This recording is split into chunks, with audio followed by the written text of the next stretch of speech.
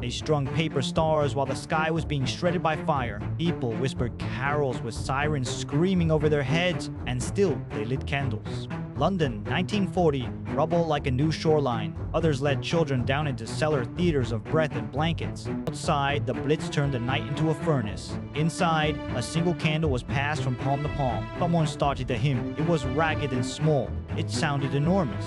POW camp, somewhere in Europe, barbed wire, frost that bit through uniforms, and a handful of men who traded cigarettes for a scrap of orange peel, something alive and bright. One prisoner carved a tiny star from a scrap of wood.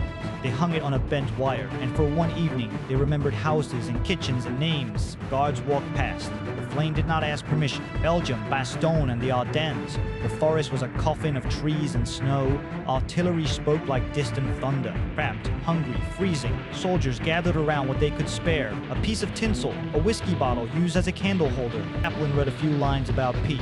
Someone laughed. It sounded like defiance.